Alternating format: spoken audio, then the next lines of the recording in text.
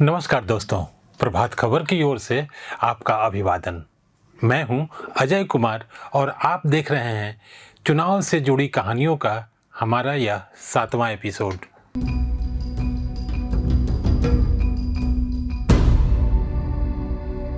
छठे एपिसोड में हमने बताया था कि किस तरह कांग्रेस की सीटें क्रमशः कम होती जा रही थीं। यही नहीं, पहली बार विधानसभा में इसके पहले गैर कांग्रेस संविद सरकार बन चुकी थी। हालांकि उथल पुथल भरे उस दौर में 1967 से 1972 के दौरान 9 मुख्यमंत्री बने थे। आप समझ सकते हैं कि वो दौर कैसा रहा होगा। हम जान लेते हैं कि 67 से 72 के दौरान जो 9 मुख्यमंत्री बने उनमें कौन कौन लोग थे। ये मुख्यमंत्री थे महामाया प्रसाद, सतीश प्रसाद सिंह जो 3 दिनों के लिए मुख्यमंत्री बने थे, बीपी मंडल, भोला पासवान शास्त्री जो इस अवधि में 3 बार मुख्यमंत्री बनाए गए, सरदार हरिहर सिंह, दारोगा प्रसाद राय, कर्पूरी ठाकुर। 1972 में छठे विधानसभा के लिए चुनाव हुए। उसके 2 चुनाव में कांग्रेस की सीटों में गिरावट हुई थी, पर 72 के चुनाव में उसे 318 सदस्यीय विधानसभा में 167 सीटों पर जीत मिल गई। इस तरह एक छोटे अंतराल के बाद कांग्रेस अपने बल पर सरकार में पहुंच गई थी। दरअसल इसकी वजह भारत पाकिस्तान का युद्ध था, जिसके नतीजे के तौर पर बांग्लादेश का जन्म हुआ था। तत्कालीन प्रधानमंत्री इंदिरा गांधी और उनकी पार्टी को इसके पहले 1971 के चुनाव में और विधानसभा जो 72 में हुआ था, भारी जन समर्थन हासिल हुआ था। 16 दिसंबर 1971 को भारत को पाकिस्तान के साथ युद्ध में जीत मिली थी। 93,000 पाकिस्तानी सैनिकों ने आत्मसमर्पण कर दिया था। तो बिहार विधानसभा चुनाव इसी पृष्ठभूमि में लड़ा गया था या कहें हुआ था, जिसमें कांग्रेस को 167 सीटों पर कामयाबी हासिल हुई थी। तब विधानसभा में कांग्रेस के बाद दूसरी पार्टी भाकपा थी। उसके 35 स्थानों पर उम्मीदवार जीतकर विधानसभा में पहुंचे थे। कांग्रेस से टूटकर बने कांग्रेस ऑर्गेनाइजेशन को 30 सीटें, संयुक्त सोशलिस्ट पार्टी को 33 सीटें और भारतीय जनसंघ को 25 सीटों पर जीत मिली थी। कांग्रेस ने 1972 के चुनाव के बाद केदार पांडे को मुख्यमंत्री बनाया था, लेकिन वह 5 साल तक इस पद पर नहीं रह सके। इसकी वजह कांग्रेस की अंदरूनी खींचतान और नेताओं की महत्वाकांक्षाएं थीं। 72 से 77 के बीच पार्टी ने केदार पांडे के अलावा अब्दुल गफूर और डॉक्टर जगन्नाथ मिश्र को मुख्यमंत्री बनाया था। अब्दुल गफूर पहले मुख्यमंत्री थे जिन्हें यह मुख्यमंत्री की जिम्मेदारी सौंपी गई थी। मुख्यमंत्रियों के बदलने से कांग्रेस ने मुख्यमंत्री तो बदला, पर जनता का मिजाज नहीं बदल रहा था। दरअसल वह रोजमर्रे की दिक्कतों से मुक्ति दिलाने वाली सरकार चाहती थी। शायद यही वजह थी कि पाकिस्तान से युद्ध में जीत मिलने के बाद सत्ताधारी कांग्रेस की लोकप्रियता काम नहीं आई। ऐसा हुआ छात्र आंदोलन के चलते। छात्र असंतोष की सुगबुगाहट पहले गुजरात से शुरू हुई, उसके बाद बिहार में वो पहुंची। लोकप्रिय शब्दावली में इसे 74 का आंदोलन भी कहा जाता है।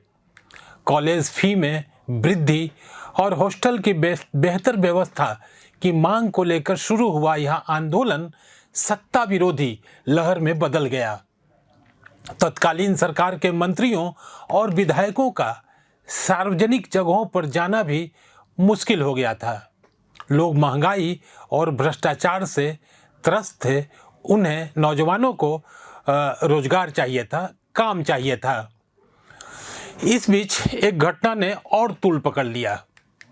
तत्कालीन शिक्षा मंत्री के बेटे को ग्रेस मार्क्स देकर पास कर दिया गया था। इससे छात्र और भड़क गए और उत्तेजित हो गए। इसी तरह के विशेषाधिकार की वे मांग कर रहे थे। 8 फरवरी 74 को छात्रों का सम्मेलन पटना में आयोजित हुआ। 18 मार्च 1974 को पटना में छात्रों का भारी जुटान हुआ। नारे लगे, गुजरात की जीत हमारी है, अब बिहार की बारी है। इसका संदर्भ हमने पहले के एपिसोड में बताया हुआ है। अगर आप चाहें तो हमारे पहले के एपिसोड में जाएं तो इसके बारे में आपको और विस्तार से जानकारी मिलेगी कि गुजरात में छात्रों का आंदोलन कैसे उठा था और उसके बाद वो कैसे किस तरह बिहार पहुंचा, और बिहार पहुंचने के बाद उसने सत्ता विरोधी एक तरह से लहर कैसे बना दिया था। तो इसके बारे में अगर आपकी दिलचस्पी हो तो हमारे पहले के एपिसोड को ज़रूर देखें। चलते हैं आगे। सचिवालय जाने के क्रम में छात्रों पर पुलिस ने गोली चला दी। अनेक छात्रों की मौत हो गई। इस गोलीकांड के विरोध में 29 मार्च को जेपी के नेतृत्व में छात्रों का मौन जुलूस निकला।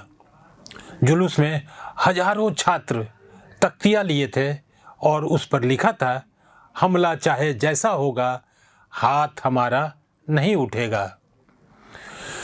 छात्रों के इस आंदोलन को दूसरी आज़ादी का नाम दिया गया था। जेपी के पास आज़ादी के संघर्ष की विरासत थी। उधर 1972 में विधानसभा में दूसरी बड़ी पार्टी भाकपा ने 74 आंदोलन के दौरान कांग्रेस का साथ दिया था। तब उसकी नज़र में यह फासिस्टों का आंदोलन था, यानी छात्रों का आंदोलन जिसका नेतृत्व जयप्रकाश नारायण ने किया था, यह फासिस्टों का आंदोलन था और वह राज्य के अलग अलग हिस्सों में एंटी फासिस्ट सम्मेलन कर रही थी। इधर छात्रों का यह आंदोलन थमने का नाम नहीं ले रहा था। इस बीच ऐतिहासिक 5 जून 1974 को पटना के गांधी मैदान में जयप्रकाश नारायण ने संपूर्ण क्रांति का नारा दे दिया। आंदोलन तेज होता जा रहा था और उधर सरकार मुख्यमंत्रियों को बदलकर, या कहें कि कांग्रेस आला कमान मुख्यमंत्रियों को बदलकर लोगों के गुस्से को शांत करना चाह रहा था, लेकिन ऐसा नहीं हो सका। बिहार के इस आंदोलन की धमक दूसरे राज्यों में पहुंच चुकी थी। 74 को ही 4 नवंबर को जुलूस पर पुलिस ने लाठी चार्ज कर दिया, जिसमें जेपी घायल हो गए, उनके माथे पर चोट लगी और वे मूर्छित होकर गिर पड़े थे। उधर विपक्षी विधायकों ने विधानसभा से इस्तीफा दे दिया। 25 और 26 जून को मतलब अगले साल 25 और 26 जून 1975 को देश पर आपातकाल थोप दिया गया। उसके बाद हुए चुनाव में दिल्ली और पटना की सत्ता से कांग्रेस बाहर चली गई। हालांकि सत्ता में आने के बाद मध्यमार्गी और समाजवादी धारा की पार्टियों के अंदर टकराव गहराता गया। नेताओं के आपसी अंतर्विरोध के कारण न केवल सरकार की विश्वसनीयता जाती रही, बल्कि थोड़े ही दिनों में आधी रोटी खाएंगे, इंदिरा को बुलाएंगे का नारा फिजा में गूंजने लगा। 1977 के चुनाव में क्या होता है, इसकी चर्चा हम अगले एपिसोड में करेंगे। तब तक हमें और हमारे सहयोगी हिमांशु देव को दीजिए इजाज़त। नमस्कार, बहुत बहुत धन्यवाद। प्रभातखबर.com, विश्वास वही, रफ्तार नहीं।